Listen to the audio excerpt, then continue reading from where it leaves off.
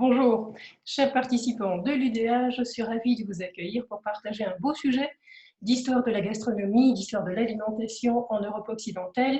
Et ce sujet, je compte vous le présenter en 8 séances de 2 heures pour évoquer 8 grands chefs ou 8 moments fondamentaux de l'évolution de notre gastronomie qui est devenue ce qu'elle est au fil d'une très longue histoire culturelle. Ces 8 moments, j'ai choisi de les articuler sur 8 noms emblématiques de l'évolution de notre cuisine parce qu'ils ont écrit, mais évidemment, ils sont toujours liés à un contexte, à une époque.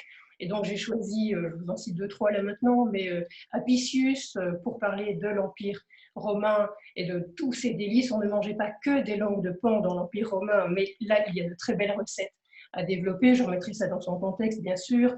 Pour évoquer le Moyen-Âge, j'ai simplement aussi choisi de parler de Taïwan, Guillaume Tirel, qui a publié le premier viandier officiel. Il y avait des viandiers auparavant. Parenthèse, un viandier, ce n'est pas un livre qui ne traite que de recettes de viande. La viande au Moyen-Âge, c'est tout ce qui nourrit la vie, tous les vivres proprement dit. Donc, paradoxalement, le poisson, c'est de la viande.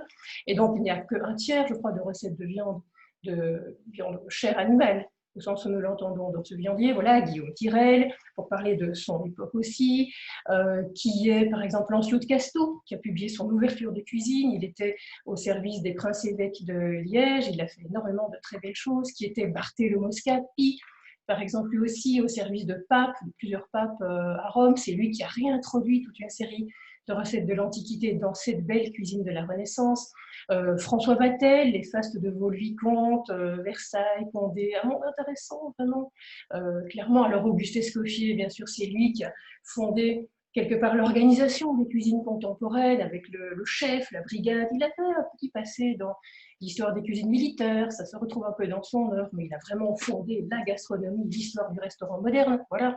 Qui est Paul Bocuse, il a commencé dans un petit bouchon lyonnais, il a terminé avec un groupe international absolument colossal. Voilà, quelques exemples. Je vous propose 8 fois 2 heures, 8 chefs emblématiques pour évoluer justement dans ce qu'est devenu notre cuisine.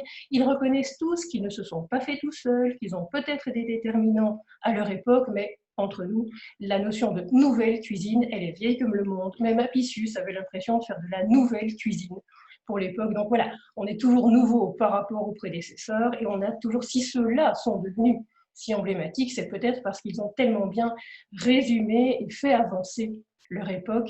Et donc voilà, je vous propose cette démarche tout à fait jubilatoire. Je mettrai beaucoup de recettes aussi à votre disposition. Mes cours sont toujours illustrés par énormément d'œuvres d'art qui explicitent tout ce que je développe. Je vous donnerai bien sûr des références bibliographiques, des vidéos, toute une série d'éléments pour aller plus loin, pour poursuivre votre découverte, pour expérimenter certaines de ces recettes.